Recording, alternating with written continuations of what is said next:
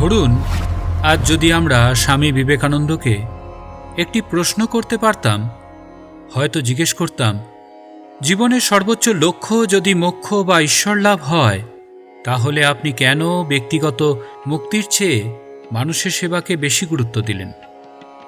এই প্রশ্নের উত্তর শুধু স্বামীজির জীবন নয়, সমগ্র বেদান্ত দর্শনের এক গভীর সত্য আমাদের সামনে উন্মোচিত করে।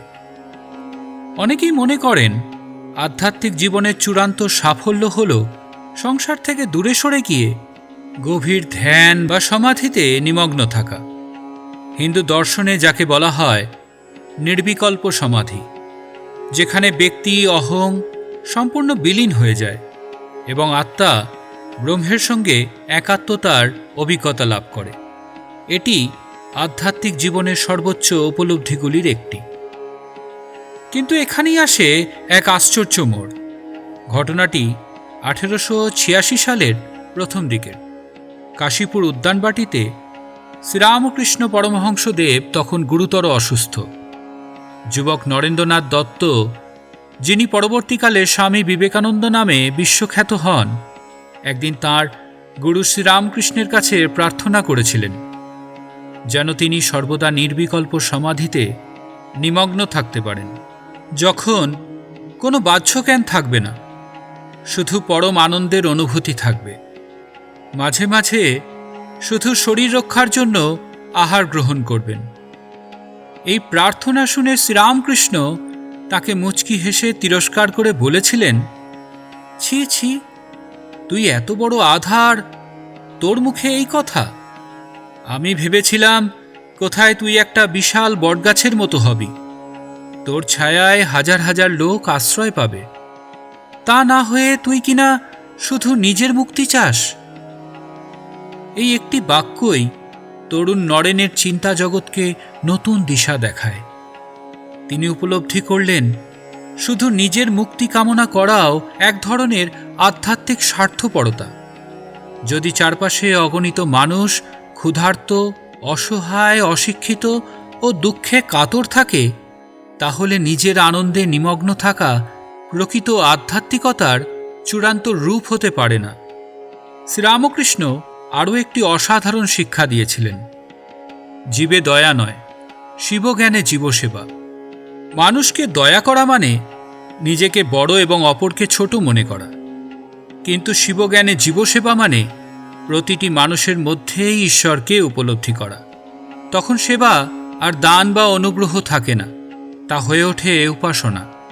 এই দর্শনের ভিত্তি অদ্বৈত বেদান্ত। অদ্বৈত বেদান্ত বলে প্রত্যেক জীবের অন্তরে যে আত্মা, সেই আত্মাই সর্বব্যাপী ব্রহ্ম, অর্থাৎ সাহায্যকারী এবং সাহায্য প্রার্থী দুজনেই একই চৈতন্যের প্রকাশ। গুরুদেব দেহ রাখার পর স্বামীজি সারা ভারত পরিব্রাজক হয়ে ঘুরে বেড়ালেন। এই যাত্রায় তিনি রাজা মহারাজাদের প্রাসাদে যেমন আতিথেয়তা গ্রহণ করেছিলেন, তেমনি কুড়ে ঘরে দরিদ্র কৃষকের সঙ্গে রুটি ভাগ করেও খেয়েছিলেন। তিনি দেখলেন যে দেশে হাজার হাজার মানুষ অনাহারে মারা যাচ্ছে, সেখানে উচ্চাঙ্গের বেদান্ত চর্চা কতখানি বিলাসিতা। এই উপলব্ধি থেকেই স্বামীজি মানব সেবাকে ধর্মের কেন্দ্রে নিয়ে এলেন। তিনি বলেছিলেন, ব্যবহারিক বেদান্ত চাই। বেদান্ত শুধু বন জঙ্গল, গুহা বা মন্দিরে সীমাবদ্ধ থাকবে না, তা বিদ্যালয়ে, হাসপাতালে, গ্রামে, সমাজে এবং মানুষের দৈনন্দিন জীবনে কার্যকর হতে হবে।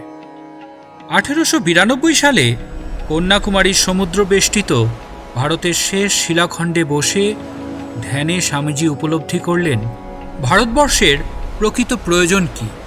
বুঝলেন তাকে সংগ্রাম করতে হবে দুটি বিষয়ের জন্য, মানুষ ও অর্থ।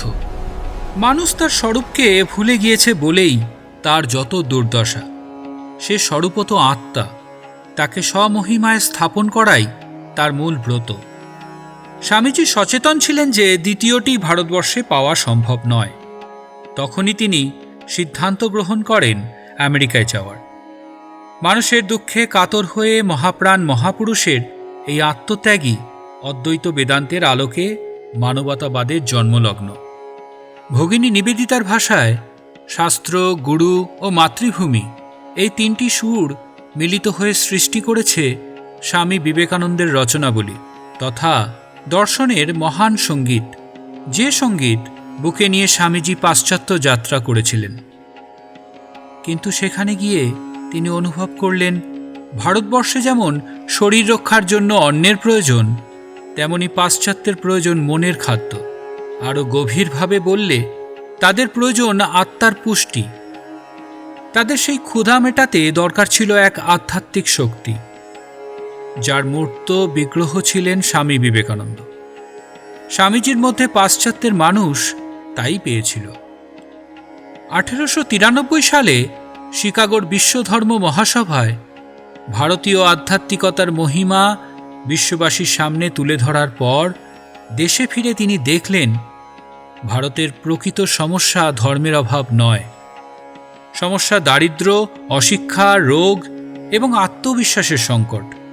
তখন তিনি এক বাস্তব সত্য উচ্চারণ করলেন, খালি পেটে ধর্ম হয় না। ক্ষুধার্ত মানুষের কাছে প্রথমে অন্ন, অসুস্থ মানুষের কাছে চিকিৎসা, অশিক্ষিত মানুষের কাছে শিক্ষা পৌঁছে দিতে হবে। তারপর উচ্চ দর্শনের কথা অর্থবহ হয়ে উঠবে। 1897 সাল রামকৃষ্ণ মঠ, রামকৃষ্ণ মিশন প্রতিষ্ঠার সময় তিনি এই ভাবনাকেই প্রতিষ্ঠানের মূল আদর্শ হিসেবে গ্রহণ করেন। আত্মানমক্ষার্থং জগদ্ধিতায় চ। এর অর্থ নিজের আত্মমুক্তির জন্য এবং জগতের কল্যাণের জন্য। এখানে দুটি লক্ষ্য আলাদা নয়, বরং একে অপরের পরিপূরক। আজও এই প্রতিষ্ঠান শিক্ষা, চিকিৎসা, ত্রাণ, গ্রামোন্নয়ন ও মানব কল্যাণের মাধ্যমে কোটি কোটি মানুষের পাশে দাঁড়িয়ে আছে। স্বামীজির মতে নিঃস্বার্থ কর্ম, সেবা এবং কর্মযোগের মাধ্যমে মানুষের অহং ধীরে ধীরে বিলীন হয়, আর অহং বিলীন হলেই আত্মজ্ঞান উদ্ভাসিত হয়। তাই জগতের কল্যাণের জন্য কাজ করাই নিজের মুক্তির অন্যতম শ্রেষ্ঠ পথ। তিনি আরও একটি ধারণা জনপ্রিয় করেছিলেন, দরিদ্র নারায়ণ সেবা।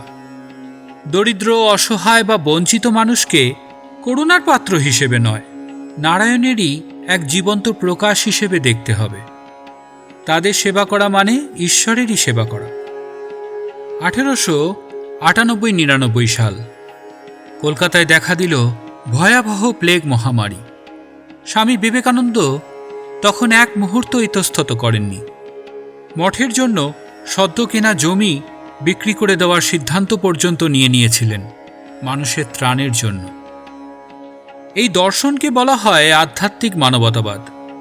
পার্থিব মানবতাবাদ মানুষকে ভালোবাসার কথা বলে, কিন্তু কেন ভালোবাসব তার চূড়ান্ত দার্শনিক ভিত্তি সবসময় স্পষ্ট করে না।